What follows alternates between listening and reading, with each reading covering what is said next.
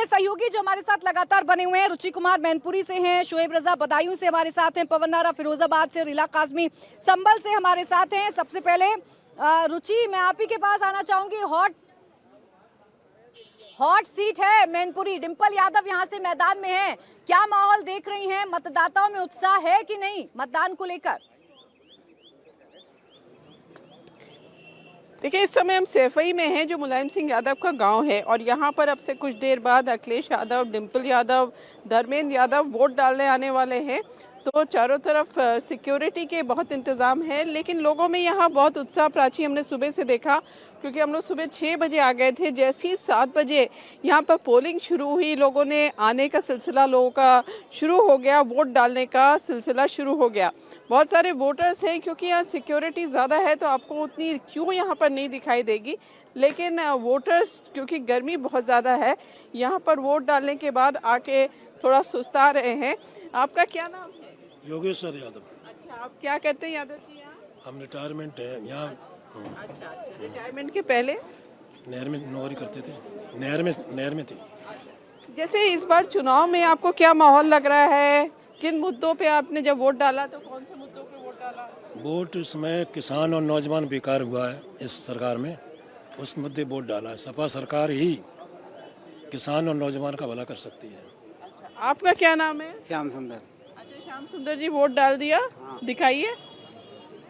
तो जब बटन दब रहा था, वोट डाल रहे थे, तो मन में क्या चल रहा था? सरकार मन में ये चल रहा था ये सैफई के रहने वाले, और यहाँ अगले की सरकार तो हम दुकानदार आदमी है, दुकानदारी करेंगे, यहाँ विकास होगा तो हमारी दुकान भी चलेगी, तो मैं बाल बच्चे उसके सारे पाल देंगे।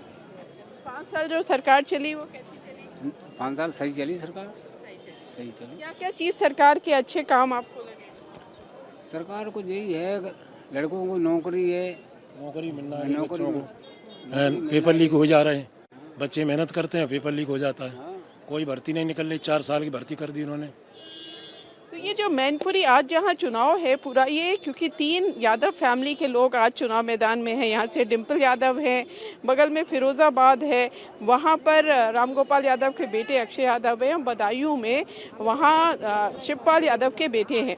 तो ये आप अगर इस सीट पे आएंगी तो यहाँ पर आपको थोड़ा उसका असर दिखाई देगा, क्योंकि ये सीट कभी बीजेपी ने जीती नहीं है। इस बार बीजेपी ने पूरी ताकत लगा दी है अपनी इस सीट को जीतने के लिए।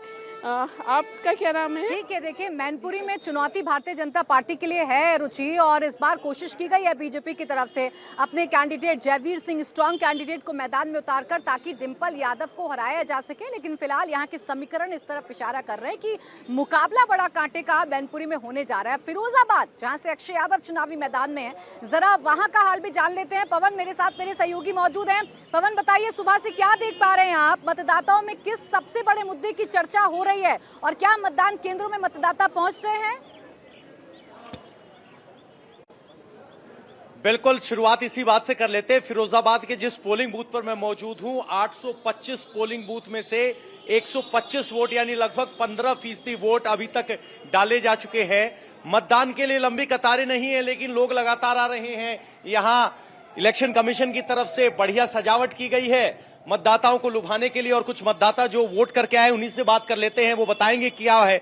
सर, आपका नाम क्या है, क्या करते हैं आप? Gaurav Bansal, as a management manager in glass city. अच्छा, फिरोजाबाद ग्लास सिटी। तो ग्लास सिटी के कौन से वो हैं मुद्दे जो आईने में दिखाई दे रहे हैं, शीशे की तरह साफ है?